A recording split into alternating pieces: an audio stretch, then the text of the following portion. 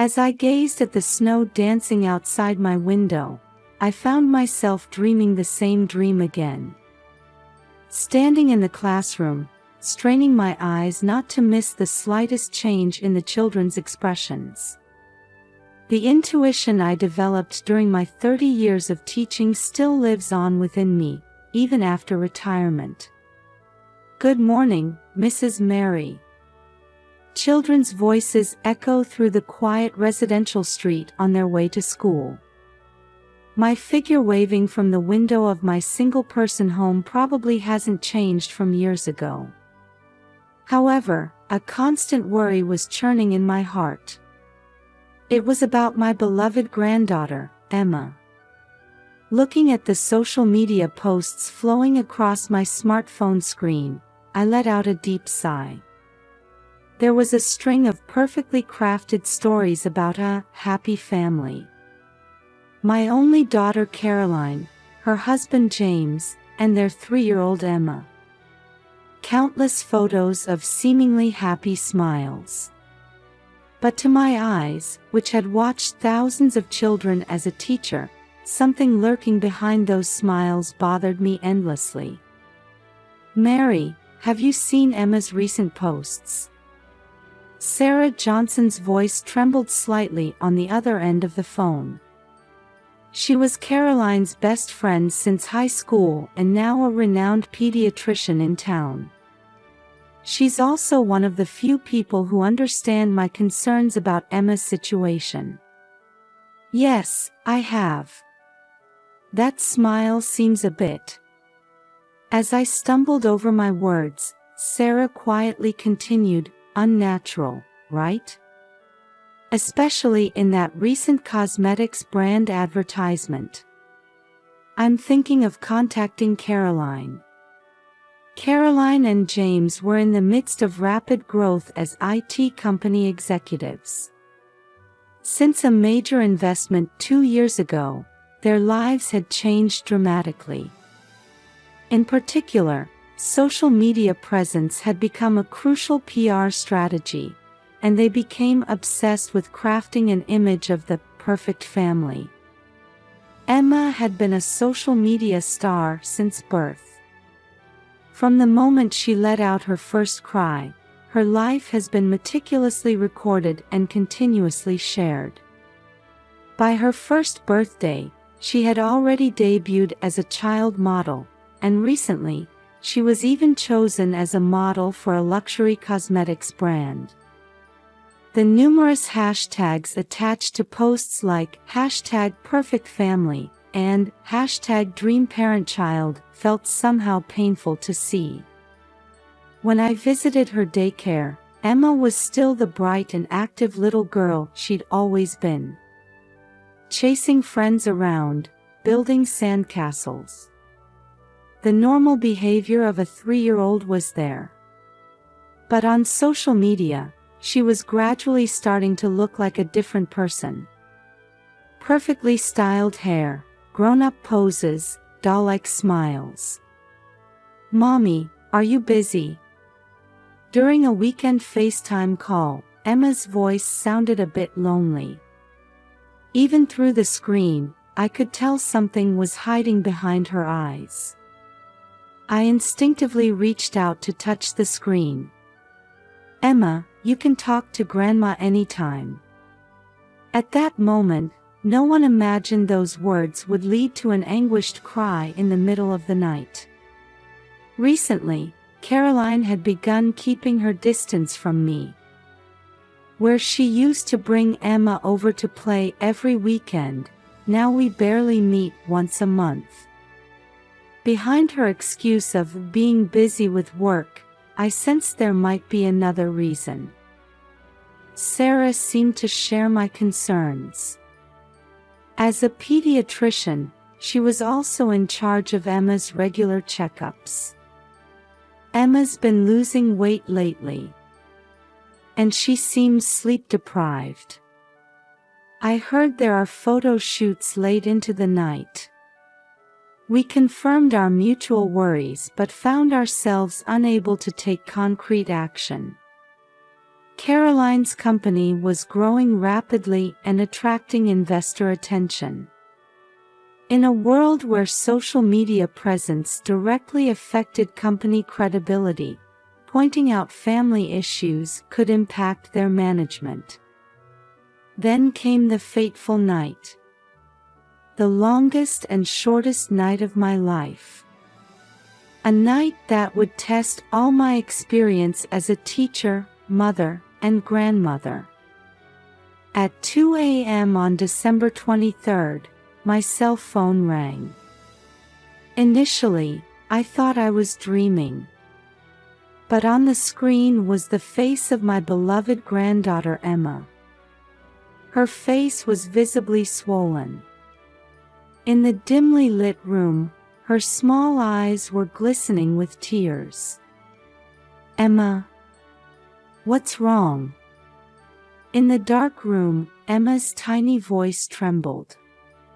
"Grandma, Mommy's angry. It hurts." I could hear violent noises in the background. Caroline's voice seemed to be shouting something.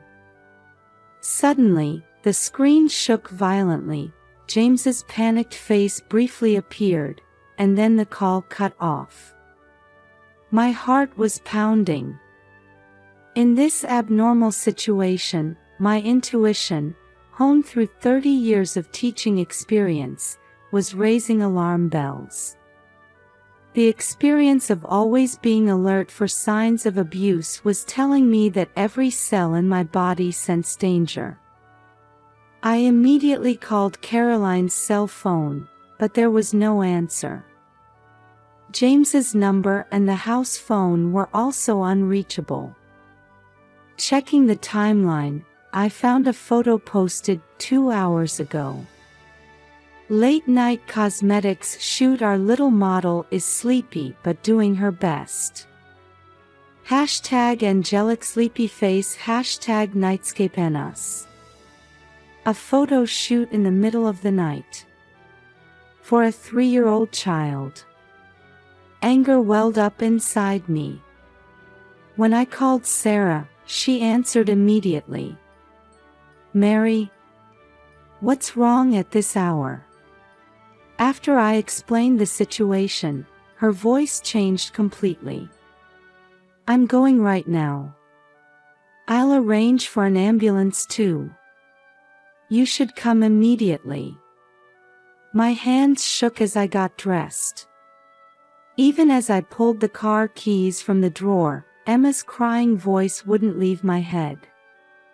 The usually 30-minute drive felt extraordinarily long tonight. Along the way, I decided to contact the police. Maybe it was an overreaction. But the experience of regret from my teaching days pushed me forward. I never wanted to feel again the regret of noticing but not acting. Under the pre-dawn sky, I headed to my daughter's house. The silence of the luxury residential area was suddenly broken by the sound of sirens. An ambulance, followed by police cars, stopped in front of Caroline's house. When I arrived, Caroline and James were nowhere to be seen. The entrance was locked, but the police had already begun their investigation, and Emma's crying could be heard from inside. "Mary!" Sarah rushed over. "We found Emma. She was locked in her room." At that moment, paramedics brought Emma out on a stretcher. She had an 4 in her arm. The swelling in her face had gotten worse. She had rashes all over her body, clearly showing an allergic reaction. "Grandma." As Emma called out to me in a weak voice, I instinctively hugged her. Her small body trembled in my arms. A police officer approached me. "Mrs. Wilson, do you have any idea where your daughter and her husband might be?" I shook my head. The luxury brand bag by the entrance and the luxury car in the garage both told the story of their owner's absence. Inside the house looked as if a storm had swept through. Scattered cosmetics in the living room. A broken vase on the floor. And in the basement study, traces of an online meeting with investors were found. According to the police, security cameras showed Caroline and James leaving in their car around 3 a.m. Had they chosen to flee as their final choice, exhausted from playing the perfect family? It was a night with important meetings with Asian investors, Martha, the housekeeper, was telling the police. A $50 million investment decision was due tomorrow, and they were in meetings until late. Under the dawn light slowly filtering in, the ambulance headed to the hospital with Emma. Sarah and I followed. Looking back, this was the moment our battle began. A battle to reclaim the true bonds of family that were nearly lost in the illusion of social media. And I understood. Behind this incident lay the distorted values created by modern society. The portrayal of a perfect family on social media. Company value directly linked to investors' evaluations. And the essence of being human, lost amid that pressure. As the ambulance siren echoed through the quiet morning streets, I made a firm vow. No matter the cost, I would protect Emma and our family. The pediatric ward at Central Hospital is usually a place filled with children's laughter. Walls decorated with storybook characters. Colorful chairs lining the hallways. Everything designed to encourage young patients. But this morning, a heavy atmosphere dominated the building. The cause of the allergic reaction was adult cosmetics, Sarah said grimly, reviewing the test results in the examination room. The fluorescent light highlighted her tired expression. It was detected in multiple areas of her skin. And these are high-end brand new products. Test samples that haven't been released to the public yet. I caught my breath. The social media post from last night flashed through my mind.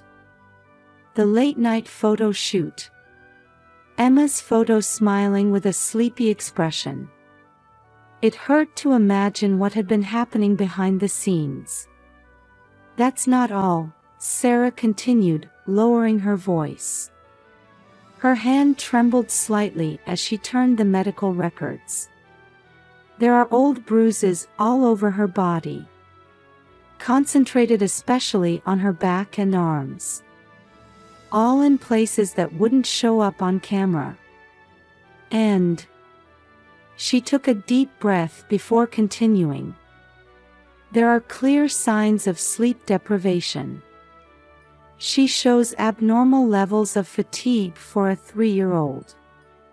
From the examination room window, I could see the hospital courtyard. There, children of the same age were playing with nurses. Emma should have been able to spend her time just being a child like that. In the hallway, Child Protection Service workers were talking in hushed voices. Emma's temporary protection had already been decided. Since morning, various experts had been gathering at the hospital. Mrs. Mary, a young female worker, approached me. Her name tag read, Elizabeth Collins. We've received the report from the daycare. There were several concerns about Emma's recent behavior. The report Elizabeth handed me chronicled Emma's changes in chronological order. When she suddenly became introverted. The day she started leaving her lunch uneaten. And how she began refusing to be photographed at daycare events, saying, "Mommy will be angry." The teacher had reported these changes to the director. However, considering Caroline's social status, active intervention had been avoided. I looked up at the ceiling and let out a deep sigh. Why hadn't I noticed? No, why hadn't I acted when I did notice? My responsibility as a teacher, mother, and grandmother weighed heavily. I've organized the social media posts chronologically. Sarah showed me her tablet. There, Caroline's photos and videos were arranged by date. Emma's expressions, which showed natural smiles in the beginning, gradually became more artificial. Photo times increasingly shifted to late night or early morning. Luxury hotel logos, overseas tourist spots, lavish party venues in the background. Had all of these been mere props to create the perfect family?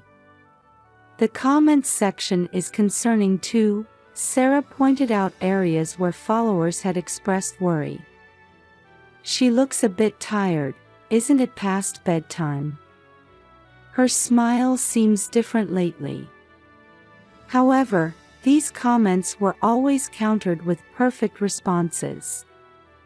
Angels never tire, working hard toward her future dreams. It's a special day, so she's staying up late just this once. The monetization data from the posts shocked us. According to digital marketing experts' analysis, the advertising revenue per post featuring Emma far exceeded Caroline's monthly salary. And that income was being recorded as the company's PR budget. I was speechless at the reality that a child's smile had become a business tool. By Emma's bedside in the hospital room, I held her small hand as she slept soundly. Her arm with the 4 still showed signs of the cosmetics allergy. Her usually rosy cheeks were now pale from medication. Mrs. Mary, a nurse quietly called out. Visiting hours are over, but you've been granted special permission to stay. Outside the window, the evening sky was turning red. In the hospital parking lot, reporters were still visible. This incident had created significant social ripples about children's rights in the social media era. Grandma. Emma woke up. There were no more tears in her eyes. Only a mix of deep fatigue and relief. Her expression as she looked at the 4 showed a maturity beyond her years. Are Mommy and Daddy not coming back? I stumbled over how to answer that question. How do you explain this to a 3-year-old? How do you help them understand parental love and its distorted expression? Outside the window, camera flashes from reporters began lighting up the hospital parking lot. This story was just beginning. The pursuit of truth, the healing of wounded hearts, and the long journey to restore lost family bonds awaited us. The police interrogation room was smaller than I had imagined. Gray walls and a simple desk. A security camera quietly blinked in the corner. The late-night meeting with important investors. That was the trigger for everything. Martha, the housekeeper, continued her testimony with a trembling voice. Her eyes remained fixed on a point on the desk. It was a late-night conference due to the time difference with Asian investors. We had to adjust to Singapore time. Martha took a deep breath. A $50 million investment decision was due the next day, and the company's survival depended on it. The interrogator quietly moved his pen across the paper. The room's atmosphere grew heavier.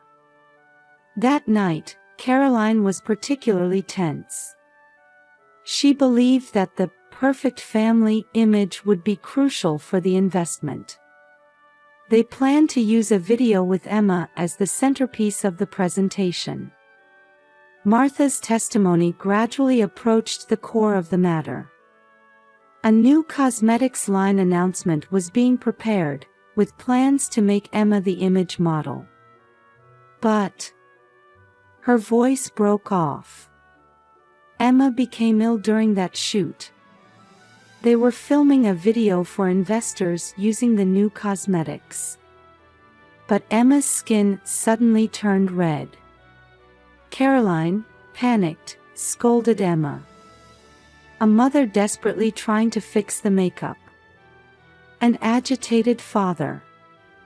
And in the midst of the chaos, Emma called me for help.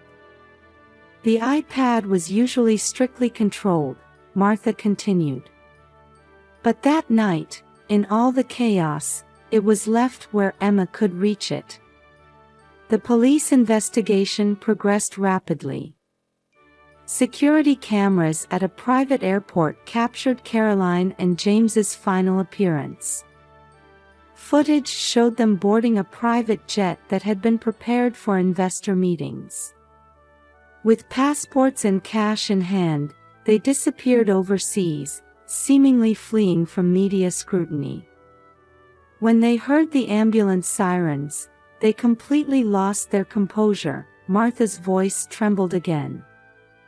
The investment presentation's cancellation became certain, and rumors of stock price collapse began circulating. New evidence kept flowing into the investigation headquarters. Social media posting history.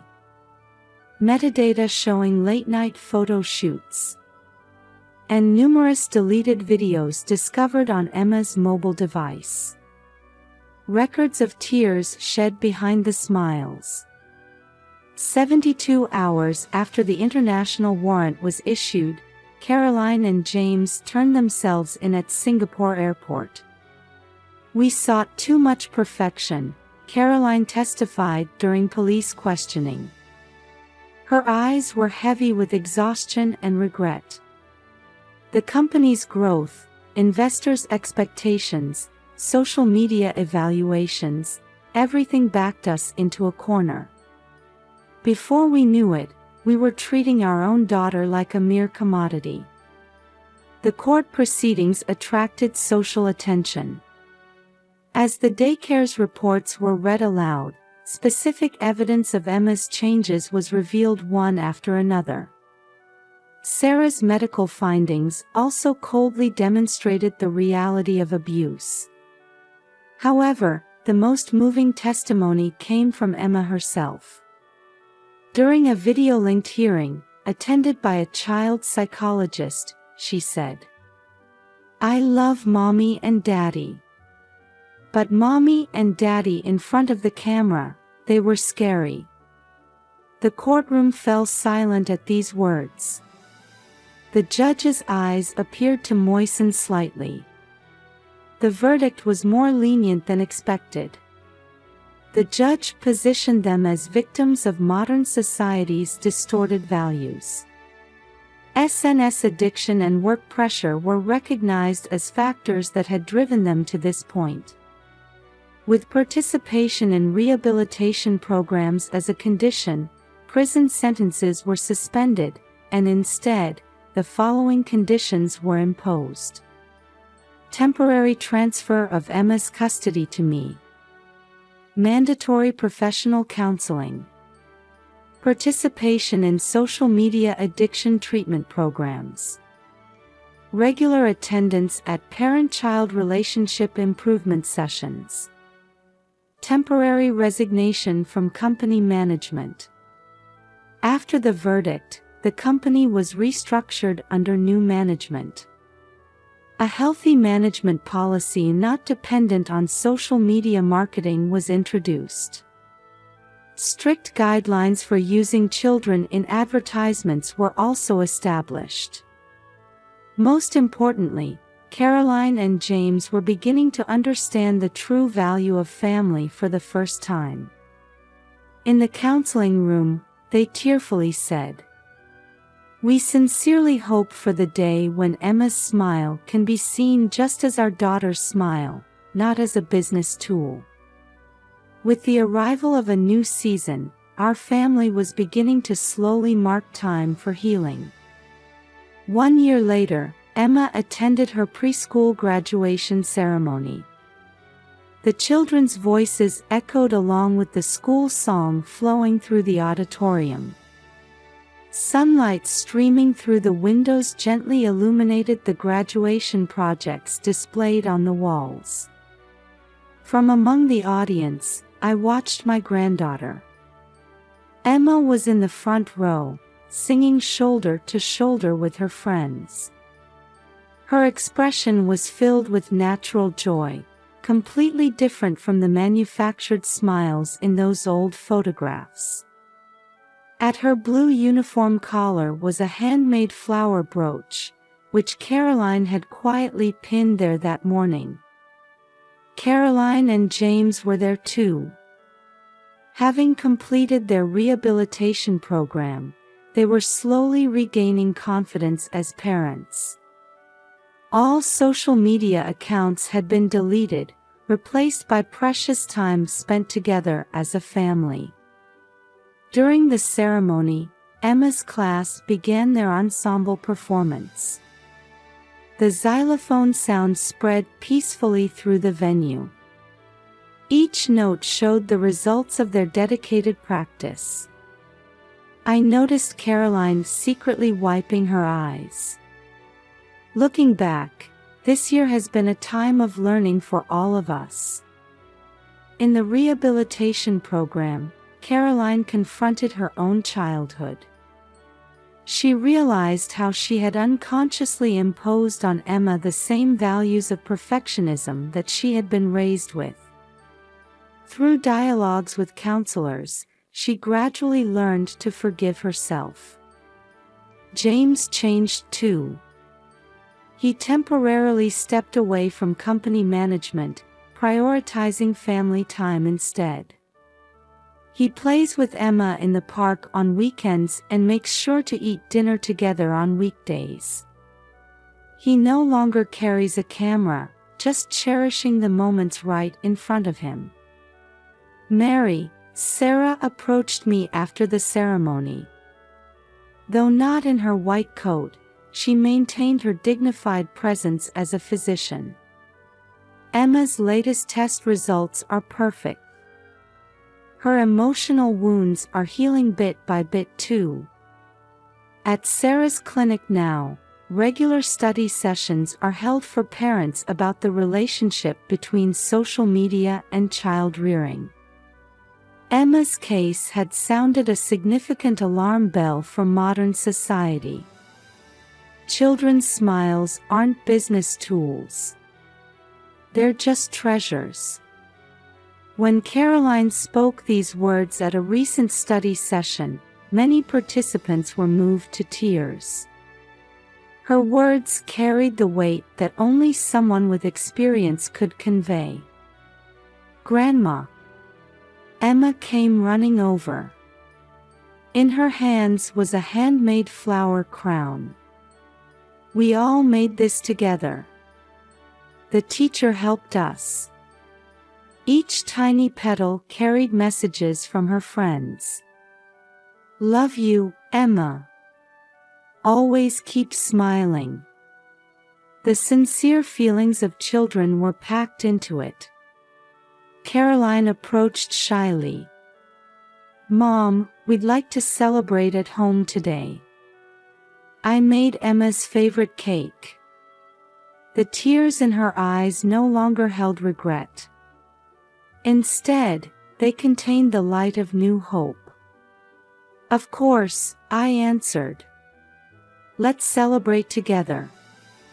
On the way home, Emma held both my hand and Caroline's as we walked. The spring sunlight cast our shadows on the ground. No more camera flashes. Just peaceful everyday life. "Hey," Emma suddenly stopped. "I'm happy." At those words, we instinctively looked at each other. The true bonds that had almost been lost beyond social media were now definitely here. When we got home, James had prepared homemade pizza dough. Emma's favorite toppings were colorfully arranged. On the table, origami paper for crafts was also laid out. I thought we could all make pizza together today. Emma's eyes sparkled at those words.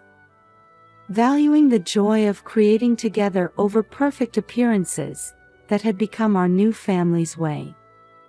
And I realized, there's no such thing as a perfect family. But relationships where we care for and support each other, even if imperfect, that's what makes a real family. In the evening twilight, illuminated by the setting sun through the living room window, we chatted with genuine smiles. Those smiles held no lies anymore. Just genuine affection. I still sometimes remember that midnight phone call. Emma's voice, gathering her small courage to ask for help, was the beginning of our new story.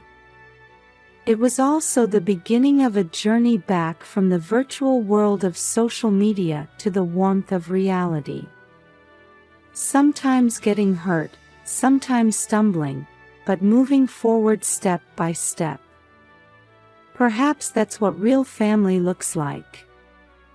Now, our family photos have no likes or shares. But they have real smiles. And that's enough.